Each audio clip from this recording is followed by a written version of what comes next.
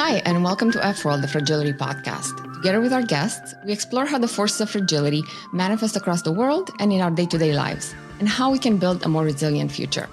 I'm Mihaela Karstay, and I'm joined by my two co-hosts, Johan Bjurman-Bergman and Paul Biska. And today we're speaking with Laura Frigenti. Laura is the Chief Executive Officer of the Global Partnership for Education. She has had an amazing career, spanning almost 4 decades in international development, working across Latin America, Africa, and Europe. She has held leadership positions in national government agencies, the World Bank, NGOs, and the private sector. Throughout her career, Laura has focused on a range of issues, from trade and private sector development to infrastructure, financial reform, and education. Among her accomplishments, Laura set up the Italian Agency for Cooperation and Development. She actually built it from scratch, which is quite remarkable. And even, very interestingly, had a direct hand in the Panama Canal expansion. I just thought those two tidbits are just, your career has spanned so much, continents, decades, and just, you've seen organizations from the bottom all the way up. And she has also served as Chief of Staff to the President of the World Bank. Laura, welcome to F-World. Thank you. Thank you for having me. So I mentioned a bit about your background, but it's so rich, and we always want to know the story behind the person. What you're doing right now is incredibly critical to the well-being of many children around the world. But how did you get here? Tell us a little bit about yourself, where you grew up, and how did you become interested in development and ultimately where you are today? Well, I was born in Rome, Italy. I say Rome, Italy, because since I moved to the United States, sometimes they ask me if I am from Rome, Ohio. And so I feel that I have to specify. But my father was actually born in Africa, and so were his parents. And I always had, and he had to leave, Africa when the Second World War started, and then later on because of some political events. But we always had this idea that Africa was the most interesting place, and I grew up with pictures of desert and camels, and that's where, the hunting ground and the playing ground of my father were. And so I always had this interest in discovering new worlds and seeing new things. And then I am a pre-Erasmus generation, but I still had the opportunity to, study abroad. And I was lucky enough to have quite a long stint in France at the University of Dijon. And there I really found so many different people from so many different perspectives that were bringing a completely different point of view to the one that I had. Italy in the 70s and in the 80s, when I was growing up, was a rather self-contained and insular place. I mean, a country of enormous culture, enormous beauty, but for so many reasons, somehow very much inward looking. And so for me, that experience abroad opened, my eyes to a world of Latin America. As I have students from Venezuela, I had students from all other places in Latin America, lots of students from Iran, from the Middle East, etc., etc. And so that was a great way for me to have an interest, in places other than Italy and other than Europe. And I think that took me in the trajectory that then several decades after took me to GPE now. So you basically started your career, if I understand correctly, very early on within the Italian Ministry of Foreign Affairs, working very early on Italy's aid and expanding sort of Italy's presence in different developing countries. And then you've moved on. You've spent 20 years at the World Bank. You work for the private sector, I believe, KPMG, and now, of course, with GPE. So, and also you've studied history, which is quite an interesting complement to what you do now. What is your view on development? What is development fundamentally about? If you could just explain to the audience what you think about it. Well, development, of course, means different things in different contexts. And I think that the first thing that I have learned in the several years and in the different places is that You tackle development from different angles in different contexts. But for me, development is basically two main things: equalizing opportunities and improving service delivery for the people, and making sure that you do bring as many people as possible to a position of safety. Now, this means so many things. It means obviously that you build systems that are conducive to that type of growth and development. It means that you build skills in society. It means that you build institutions, and then that you build opportunities for growth. I mean, the role of private sector, which was actually not immediately intuitive to me. I was very much focused at the beginning of my career on government and what government can provide. Actually, over time, became more and more and more important. And ultimately, I have now come to the conclusion that there are so many things that are important for development that only private sector can do. And so to find the right combination of all these different factors, institution, processes, state, private sector, and opportunities for individuals to give the best of themselves, that is what development is. And then could you tell us a bit about sort of the top 3 obstacles to getting this right? I mean, you've outlined the universe of things that has to go right. And from your career, what are the sort of top 3 things that usually stand in the way of development? Well, I think that, that my perception changed over time. I would have said initially resources, because obviously development is an expensive business and requires major investment. But I would say that more and more now, I would say that the first important thing is political will, that you need to have people that actually want to make it happen. And then, as they say in English, where there is a will, there is a way. And so that they make this thing happen. And that to me becomes more and more important than the resources. I mean, if you think about the many sad stories of so many countries that are very rich in natural resources and that haven't really been able to use these resources to the benefits of their people, I think that makes you understand that the ability of having governments that really feel that they are there to protect the interests of their people is the first important thing, and that for several reasons, unfortunately, that doesn't always happen. Resources remains an important, aspect. And then the third part is human capital, and this is what brought me to GPE ultimately. All the things that happen in the world happen because people make them happen. And for people to be able to make things happen, they need to have the right skills to make it happen. So the compenetration of these 3 things are the biggest obstacle to development in each and every context.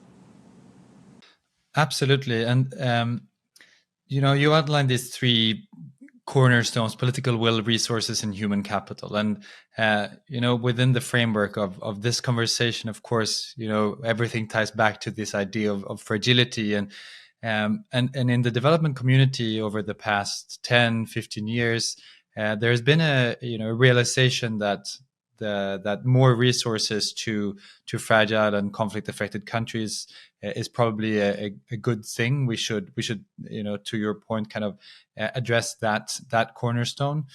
And on the human capital side, I think there is also a realization that there is really things that we can do to improve health to the service delivery. And you mentioned service delivery earlier, of course, education, as you do with GPE. But and here's the $1 million question: have you seen over your long and kind of varied career good ways to help foster that political will? Or is it just a waiting game, and we put the resources, we try to train the human capital and build it, and then we kind of keep our fingers crossed and say, hope there will be political will to use these 2 inputs in a way that puts a country on a better development trajectory? Well, I think that the first thing that I have noticed is that there has been an evolution in terms of thinking about fragility. Like several years ago, there was a perception that fragility was somehow self-contained to individual countries, and so that ultimately other countries can continue go on their trajectory of growth and prosperity, and that they were not going to be impacted. I think that now the first thing that became very clear in the past 20 years is that fragility is a global problem, and so that the conversation about, well, we are going our way and other parts of the world are going their own way is just something that is not supported by evidence, if I could use this sentence. So that there is really need to to make sure that everybody goes up together, even if at different paces with different tempos, etc. That to me is a big change, and is what I feel holds global leaders accountable, not only vis-a-vis their people that they may not always necessarily care too much about, but vis-a-vis the global context, which is something that everybody is very sensitive to. So you don't want to be a pariah with the other global leaders. And I think that is what has really changed dramatically. I do remember that when I started, for example, at the World Bank in the mid-90s, and I was looking at countries that were in a situation of post-conflict, we used to call them. The word fragile wasn't used. And there was a small team of us that fought very hard to bring to the board the first paper on what was the business model for intervening in post-conflict countries. The reaction from senior management in those days were, this is really not the World Bank issue. This is a UN issue. This, you intervene in emergency situation. This is really not what we should be doing. And it took us a while to actually be able to demonstrate that, you cannot really have, I think about a context where I used to work in those days, the Horn of Africa. You cannot have Somalia completely destabilized and hope that Ethiopia is just going to go on a different trajectory. Either you find a way of bringing them together in the same direction, or that is just not going to happen. And I think that in this sense, there is a much different awareness now. And of course, all the conversation about global public goods and what these are and how they need to be, perceived as something that is really a right for each and every citizen in the world is also something that has helped very much moving the whole leaders of the world in this direction. Absolutely, and I'm excited to get back to the global public goods and tie together kind of education and climate change and fragility if we can later. But just before then, so you mentioned this realization about fragility as something that spills over borders, etc. But from your experience, how do you think about fragility today? What is it for you? If you should explain to our listeners briefly, what does it mean to you, this concept? Well, I think fragility for me has two main dimensions. The first one is the dimension to individuals, so the vulnerability. If just one little change in my current situation is going to make me go below the poverty line or force me to do things that I shouldn't be doing, etc., then I am fragile. And the other part that I think is very important and very closely correlated is the fragility of the institutions. So in a way, when we see certain,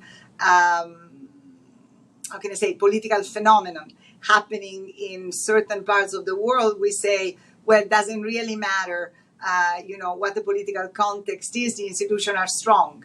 They will weather, the storm of bad leadership and continue carrying forward in the interest of the people. There are many parts of the world where actually the institutions are not strong, the institutions are fragile, and the institutions are incredibly subject to the whims of political leadership. And so when that political leadership doesn't go in the right direction, then the institution follows suit.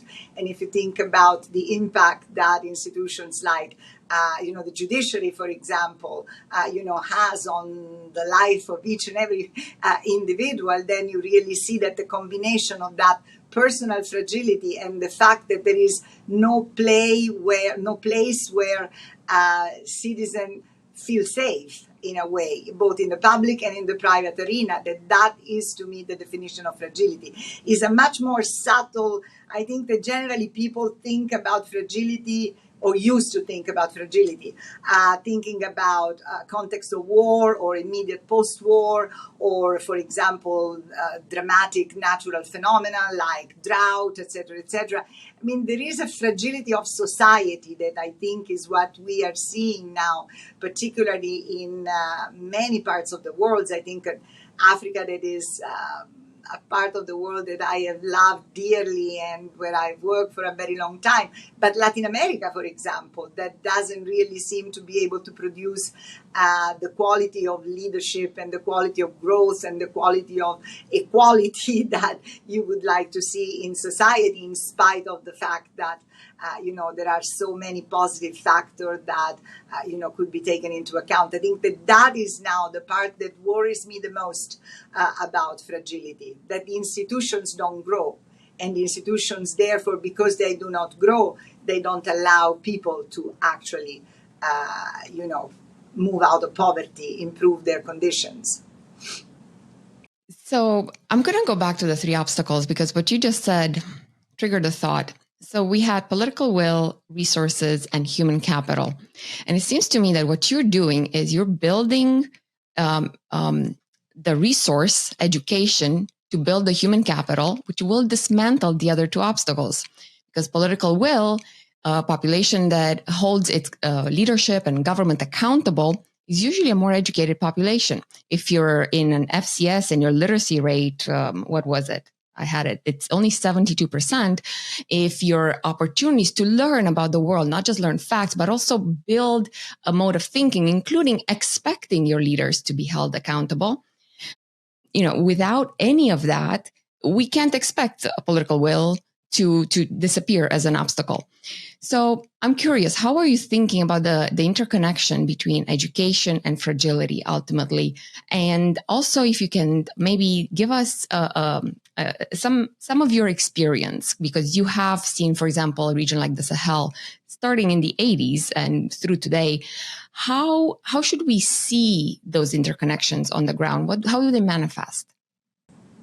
So I think that education, and it's not because I am speaking from the GPE chair, I have been, thinking about this for my entire career. I think education is foundational because ultimately is what allows everything else, to happen. It creates a strong state, it creates economic growth, it creates opportunities, it creates political stability, etc., etc. But there is another dimension that is very important, which is that educating people, creating people that actually think with their own, mind and are not necessarily easy victim of propaganda, for example, creates stronger society and more stable society. And I don't want to quote myself, but I will quote an important, U.S. senator who actually said the strongest way to fight the Taliban is investing in girls' education. And I think that is exactly what we are seeing. So education unleashes the opportunities. And this is why we are so excited about the work that we are doing about transforming a little bit the narrative around education, and I'm sure that we will have opportunities to talk about that, at a later stage, because a lot of the conversation around education has been about individual learning. And that, of course, is very important. The four of us are here today because we had opportunities to go to school, to learn something, and that transformed us into better person and made us the people that we are. But there is an aggregate dimension of what education does to society that I think is very, very important, and that is really a precondition for growth, stability, and is the big equalizer, in society. And I think that part probably hasn't been underlined enough in the conversation of the global leaders. But you were asking me about how the issues have changed, or the perspective has changed about, for example, in the service delivery in human development, which is where I am coming from in terms of my professional experience. I would say that in the 80s and in the 90s, a lot of that was about access to services. That was the big thing. Countries were coming out of, the colonial era. They wanted to show that they were providing services to their people. So it was a lot about the physical infrastructure and making sure that they would help people having access to health and education. And I have to say that if I have a regret on some of the things that I had done in my early years, is that I didn't push, for example, in the case of education, enough on putting emphasis on teachers, that I think is a much more important element in terms of its impact on learning than it is to have a nicely built school. And now I think that what we are seeing is that even the Global South leaders, they do understand that development is a multidimensional aspect. And so the questions that they ask, for example, when they come to an organization like us or the World Bank, is no more, I need to give me, 150,000 classrooms. They are saying, I invest 20% of my budget in education, and still the learning doesn't happen the way that it happens in other countries. And why is that? So they want multi-sectoral explanation. And in the case of education, you do see that, in fact, what happens in the classroom is just one segment of a whole trajectory. A lot of that is what happens in the communities, what happens in the family, is the quality of nutrition. I visited schools in Madagascar where children of 6, 7 years old, they had to walk 5 kilometers. They would just manage to get to the school and they would crash on the desk asleep. They just needed to eat, they needed to be fed. So the connection between education and nutrition, the fact that for your brain to be functioning well, you need to have, some nourishment in you. And so the fact that the school becomes much more than just the place where the learning happens in the classroom, becomes a center that I would say revolves around the children and provide the children with a whole series of integrated services. Think about vaccination campaigns, things about, so many other things. So I think that now we and the leaders of the world, and the global South leaders in particular, they are looking at the correlation across sector of, different aspects. And so it becomes a much more complex and exciting conversation in a way, because sometimes the solution to education is not, or the success of education is not in the classroom, is in the transportation, is in the roads, is in the talking to the families, talking to the community elders, etc., etc. So it's a much more engaging, I would say, conversation than what used to happen, in the past. So I want to ask you about a few country cases. But before that, just wanted to set up the question with just a bit of information. So our focus, of course, is fragility and conflict, and you've alluded to already to some of the critical challenges that are happening in these countries. But for the benefit of our listeners, so according to the World Development Indicators, if you are born in a fragile state today, your life expectancy is about 61. If you're born in a high-income country, it's about 81. You mentioned the children who crash on their way to school. So about 20% of the population in these countries is undernourished. 60% has access to energy only, compared to 100 or 90% in middle income and access to electricity.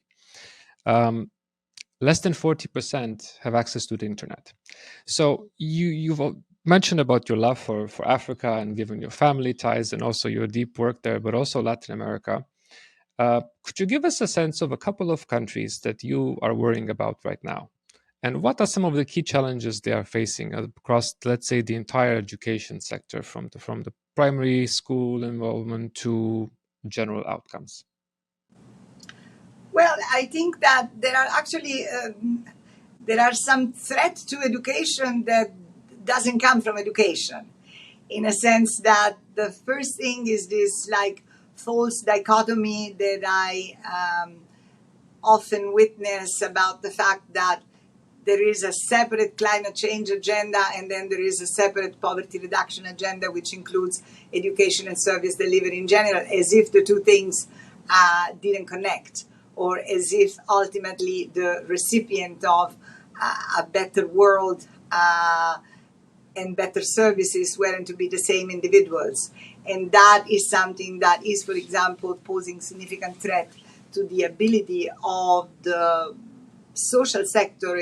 I speak for education because I have the numbers like this, but I feel that I can speak the same about health. They don't necessarily get the resources that they need. So I think that that is this one part. The second is that, a lot has been done on education. I am not one of those persons that continuously bashes, the work that has been done in the past 40 years. But it is true that if education is a means to become a better citizen, to contribute to your, to the society where you are born, etc., or where you decide to live, education hasn't really translated into an easy transition from school to jobs. And I think that a lot of that is a result of the fact that the curricula were a little bit obsolete. They were, in some cases, carbon copies of what the country's elite saw as, the curricula in the former colonial power. For example, I think about, all the work that needs to be done in curricular change in the Sahel, for example, just to speak about an area that is particularly fragile, etc., etc. So the reality is that, and then the fact that, it's a unique situation where those who are the end users of the product of the education sector, i.e. the employers, do not talk to the producer of the curricula, and that creates a complete disconnect. When I was, preparing a higher education project in Nigeria about 20 years ago, I decided to start with interviewing business people rather than education people. And Nigeria, being a country that for Africa standards actually invests quite a significant amount of resources in education. And they were telling me, I need to interview 9 engineers before I find the one that I feel comfortable hiring, because the first 9, they just don't have what it takes. Still, these are people that have gone through a formal graduation process, that have completed their course, etc., etc. So there is something in the system that doesn't really connect with what you want the system to produce, which is people that are immediately employable and ready to contribute. And that is because the educators, they are a little bit like the Brahmin of the sector. They don't necessarily connect with people outside of the sector and get inputs from them. I think that is something that we are seeing now, that is absolutely important, that, we create that connection. And so I think that lots of people also got dissatisfied and unhappy with the sector, because families, poor families or family marginally poor, they had made big sacrifice to send their children to school in the hope that that was going to be the springboard to a better life, to a better job, to a better future. And they see that their children come out of the school and nothing happens. They cannot find employment. And that is really a disheartening condition for everybody, but particularly for people that have really made an effort to make sure that that would happen. So all that, I think, needs to be changed. And of course, the situation is not made simpler by the fact that the world of jobs is changing so fast and so dramatically now that, it really requires a continuing adjustment of the kind of things that we are teaching kids in the school. So you just mentioned that some of the early mistakes or just misperceptions that some governments have made was this idea of copy paste. You try to just import what works best, best practice without necessarily thinking through it. And it's understandable, but I wanted to ask you, for all our audience, maybe for a professional tip. And that is, for instance, every institution, every group of countries has at some point a vision of what has to go right. And at least when I started my career at the World Bank, it was about the knowledge bank. That became part of the solutions bank. Then there was an emphasis on the twin goals of reducing shared prosperity, building shared prosperity, and reducing extreme poverty. And then it's evolved later on. Now you mentioned global public goods. So for you, whether it's a government proposing a new vision or an international institution proposing a new way of doing things, what is your smell test? When they come up with new ideas, new plans, grand strategies to change, even in the education sector, but could be beyond, what are the questions you ask to think, is this going to stick? Is this going to be just a passive sort of, new trend? How do you think about that? Well, so I try to have a conversation about what is the society that they want to create and how do they see that particular society evolving. In a way, we have often proposed kind of generalized models, but each country is tied to the resources that they have, its geographical position, the ability to trade, you name it. I mean, there are so many individual conditions. That condition should create the ability to understand, well, 20 years from now, if I want to gear my country on a trajectory of growth, this is the kind of things that I need to have in place.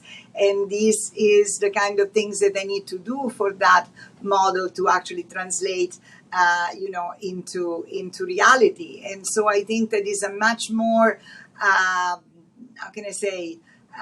custom-made type of process than it is like the general trends of global development where, very important, I think, in the previous decades, because countries were somehow facing sort of general problems. And if I can make a parallel that might work, is that if I think about, the post-World War II, role of trade unions was incredibly important because the problems were generalized. All the workers need to have a kind of a contract. They needed to have health insurance. They needed to have, or health services. They needed to have, the 5 days week. They needed to have paid leave, and so on and so forth. These were battles that were the same for everybody. Now, if you think about it, and this is why in many countries, trade unions are struggling so much with finding a role, because the dimension of poverty has become so individualized, and it becomes very difficult to have like the big class action, the big class battle. The same is for countries. I think that coming out of World War II and the end of colonization put some kind of rather homogeneous challenges to countries.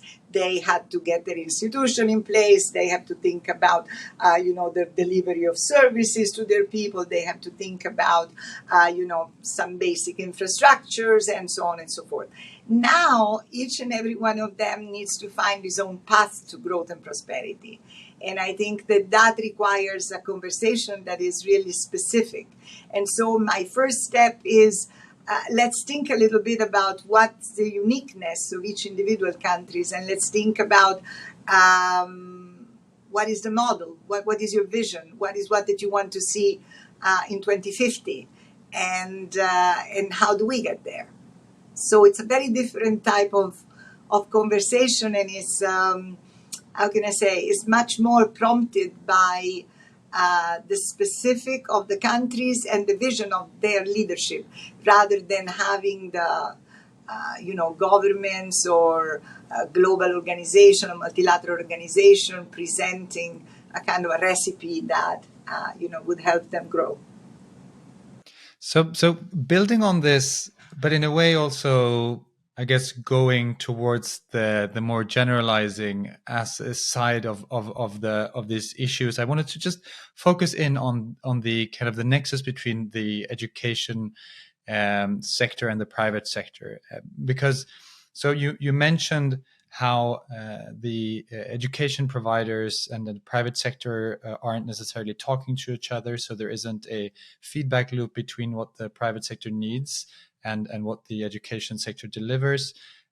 We also talked about how many people are disappointed with the outcomes of what the education sector is delivering, because there aren't necessarily jobs on the other end of their degree.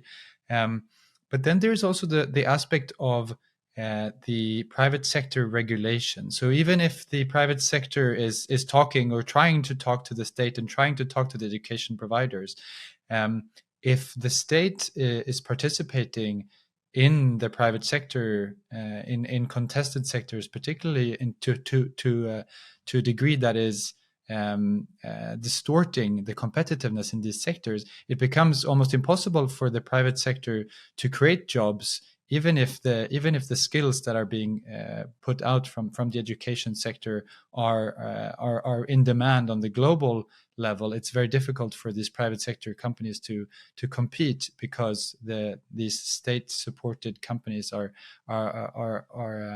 have an advantage.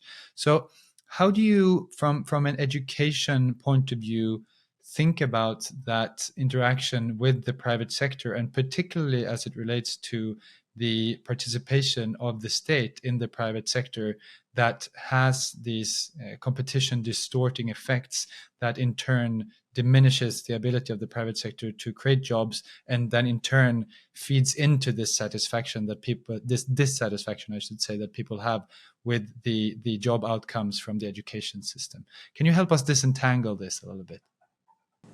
So what I was alluding to is the fact that ultimately more than 80% of people that complete their education, they will be employed by the private sector, whether by somebody else or whether, with their own individual effort. A much larger share in countries like Africa or Latin America, where there is such a big share of informal sector, which is private sector anyway.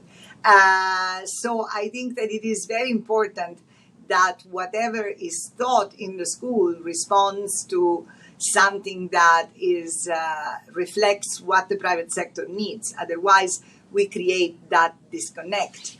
And I think that is the part that I was alluding to, and that I thought that is missing, that conversation.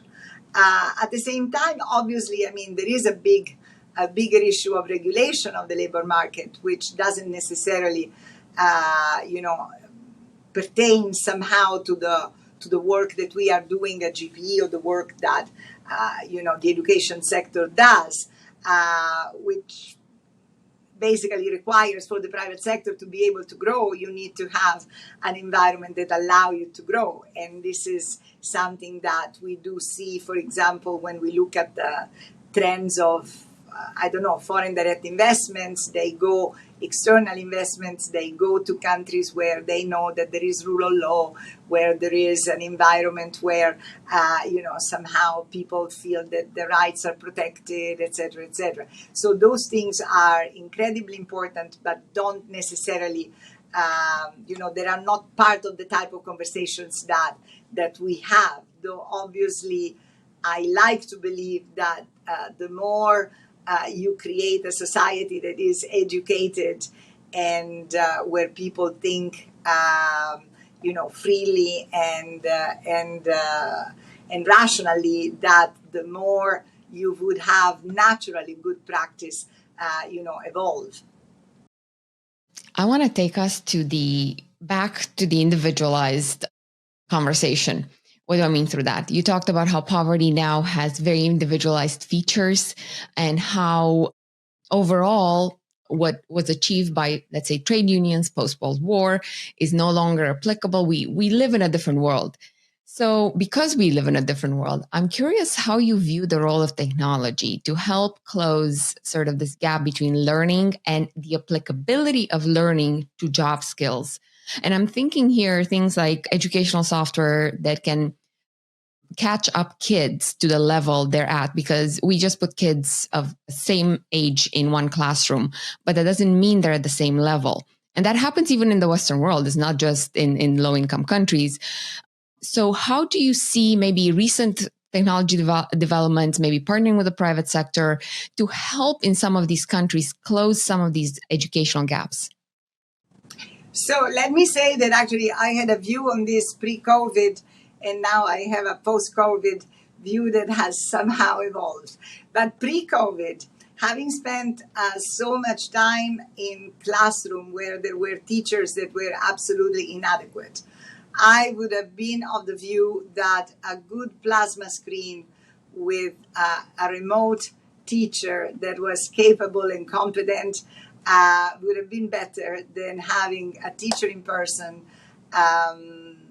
who have very little to teach. After having gone through COVID and seen the impact of remote learning on our children, I actually have changed this view slightly.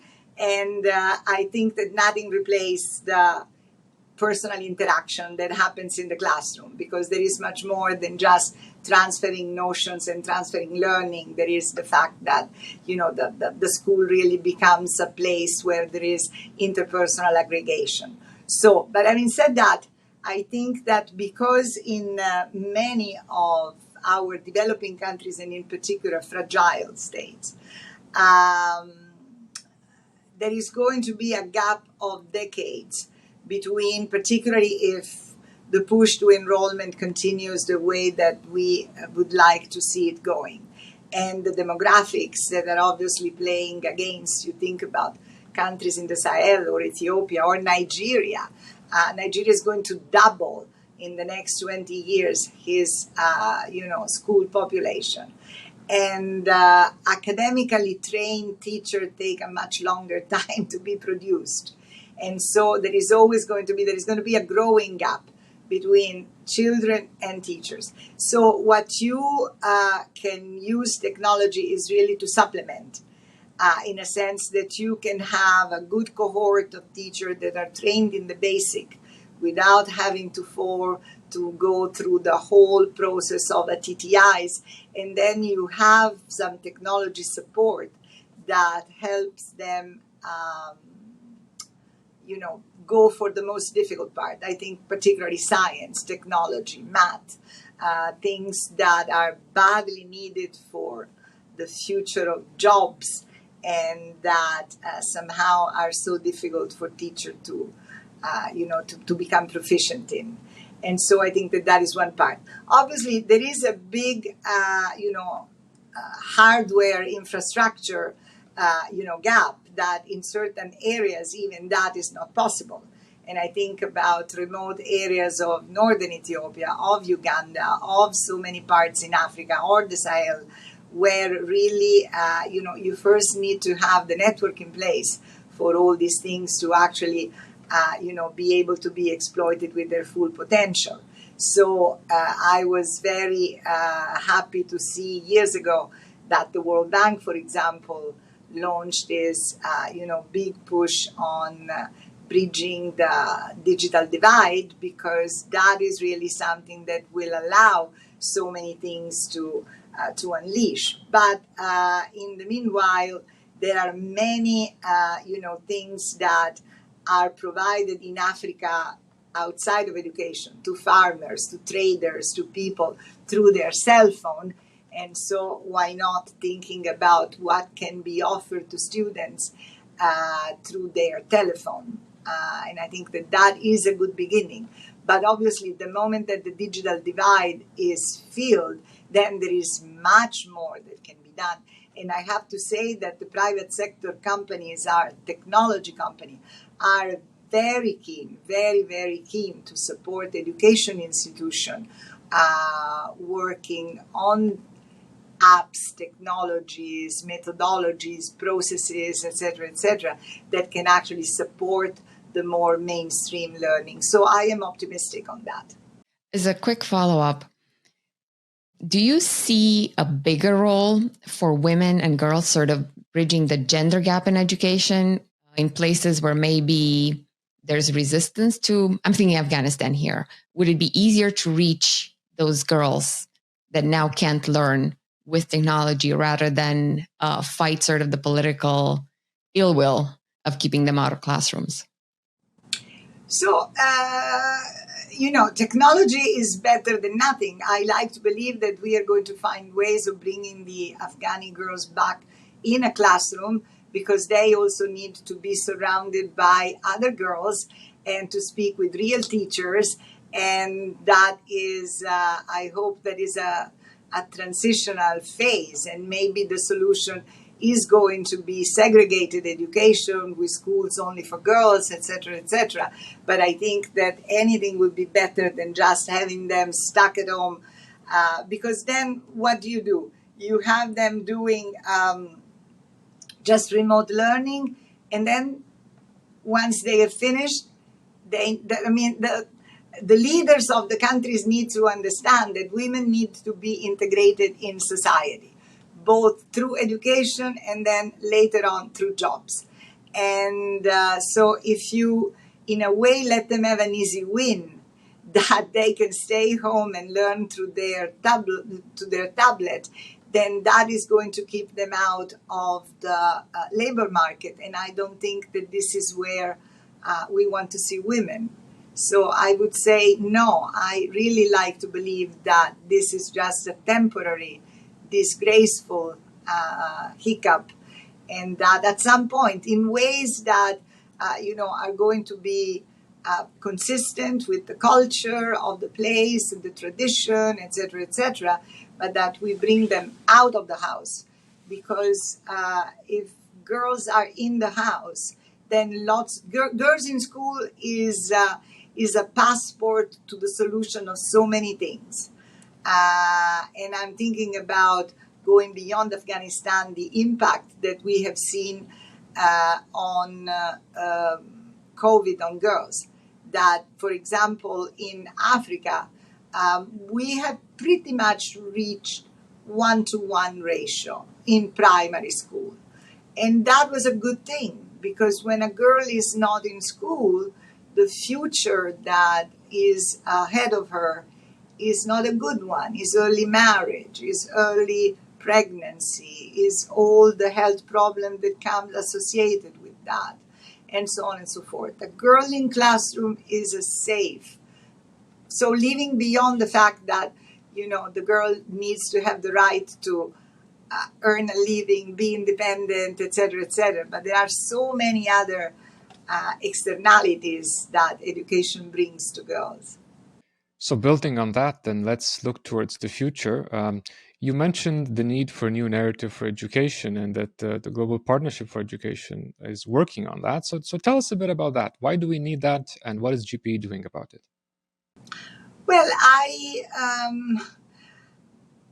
when I started in this position about 7 months ago, I would have never thought that I was going to need a marketing strategy for the education sector, because it was such a no-brainer that education is important, that I thought that we would just be knocking at the doors and people would say, yes, of course, this is a very important thing. The reality is that there are so many concurring crises at the moment, and unfortunately, little resources available, or limited resources available, that you really need to make sure that education bubbles up again as a global priority. And so what I feel is that if I argue education on the basis of individual learning, and I just argue the case that the poor children of Niger, they do not have access to education and cannot go to school,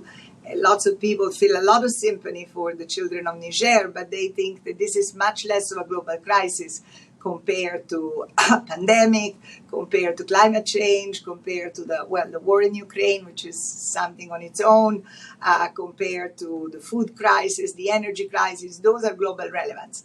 So what we are trying to do is, obviously, there is the individual dimension of education. It's not that we want to say that it is an either or, but we would just like the leaders of the world to appreciate that there are very important dimensions of education when you look at it in its aggregate, that there is a strong correlation between education and economic growth, that there is a strong correlation between education and equity or reducing inequality in society. Ultimately, you reduce inequality by giving people better opportunities and higher income. That only comes through education. That through education you build stronger society, stronger institution. And what we are finding now, and we are working with various research organizations, research institutes in the world, is that there is a correlation between education, peace, and stability. And if I think about intuitively, I don't have really the scientific evidence, but intuitively, when I look at the children or the young men and women in the Somalia that join Al-Shabaab, or that join Boko Haram in northern Nigeria, or that join Islamic terrorism in the Sahel, etc., etc. These are children that haven't had access to education and do not have access to a better life. So they just grab whatever gives them a sense that they can shake the status quo, they can shake the society.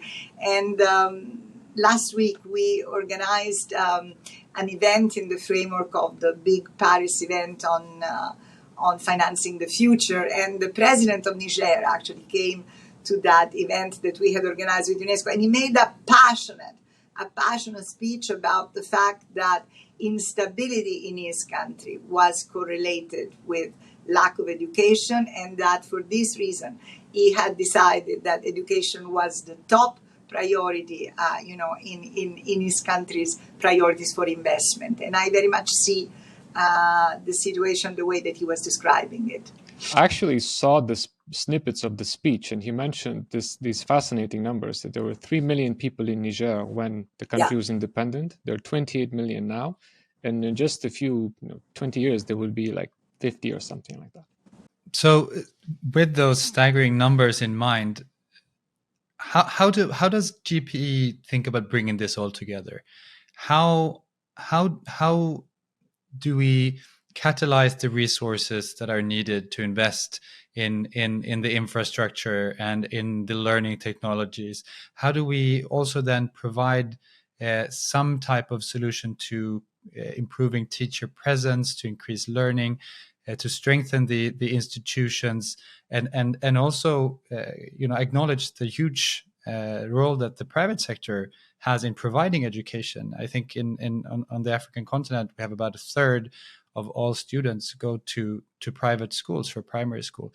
How does GPE and your team bring together these building blocks that we've talked about and that you've laid out so clearly over the past hour to kind of move this agenda forward?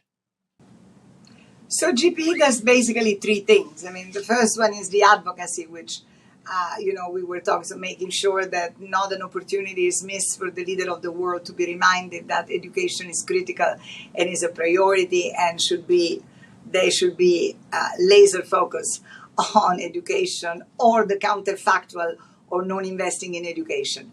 The second one is obviously the financing part.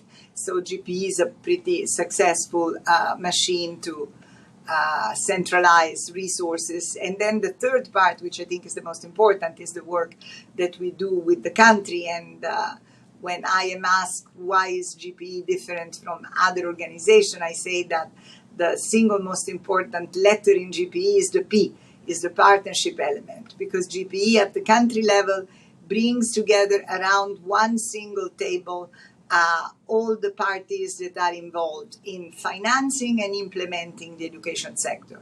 So on the board of GPE, and then translated at the country level in the local education group, we have representative of civil society or private sector, we have the teacher association, we have, of course, donors, we have, and of course, the government. And so by having this one single conversation, first of all, we avoid the duplication, the enormous transaction cost of having to have 7 different streams that somehow they never seem to converge in the same direction. At least that has been often my experience. But also the part that is most important is that we help countries confront the very difficult choices, because the reality is that each and every one of the countries where we work, and we work in over 90 countries, all the lower income, middle income countries, etc., they have very high needs and limited resources. So the exercise is just to be, if I only have resources to do 3 things out of the 5 that I would like to do, which are the 3 things that will generate the best returns for my people, for our society, etc. That is as simple as this.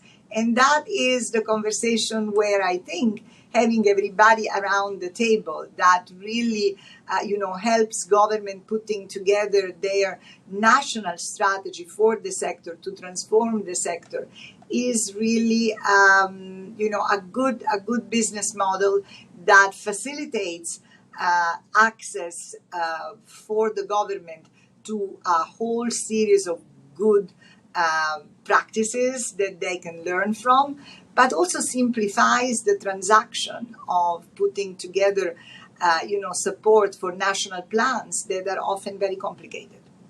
So I have a question about the future. First, let me disclose something about myself. I love Star Trek, and I actually work in energy and in all the good effects that energy has, because I would like to live on a planet that looked like in that series, that idealized place where everybody can achieve their potential. So I'm going to ask you, if you were to estimate just your own evaluation from where you're sitting right now in your current role, what's the most optimistic scenario for a date when we can say our planet is fully literate and numerate? And then what would have to go right today to get there? That's, I was dreading that you were going to ask me this question, because I really don't have an answer. I would like to believe that we will be able to achieve the objective of the Sustainable Development Goals, so by 2030. But I can actually, with high level of accuracy, can tell you that for education, for sure, we are not going to be there. SDG 4 by 2030 is not going to be achieved. So I don't know. But I would say that what you need is exactly the 3 things that I was saying before.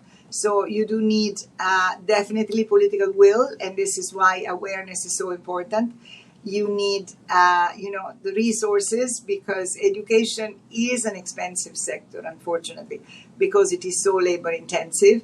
And you need the human capital, because it is a very labor intensive, and so it requires a lot of people with good skills, not only, in the classroom, but in the management of the sector. Very little attention is spent on how you manage the school, how you allocate resources among different priorities, etc., etc. That is as important as to have some good school administrators, good administrators for the sector, etc., etc., particularly in context of limited resources as the one that we are going to face for the next few decades. I think that is very, very critical and very, very important. So I'll go back to my top 3. Wonderful. Then I'm just going to interpret your answer as a positive, and that I will see that kind of planet in my lifetime. So you're very young. Definitely you will. Thank you so much, Laura. This was such a wonderful conversation, and it was such a pleasure to speak with you today. And thank you so much for taking the time to walk us through this universe of development and education and share with us your incredibly rich experience. Thank you so much for having me. So, and to our audience, thank you so much for tuning into F-World, the Fragility podcast. We hope you found our conversation interesting and inspirational. Please subscribe wherever you listen to podcasts. And if you want to know more about us, about F-World, please visit our website at f-world.org and follow us on Twitter at F-World Podcast. Thanks so much for listening.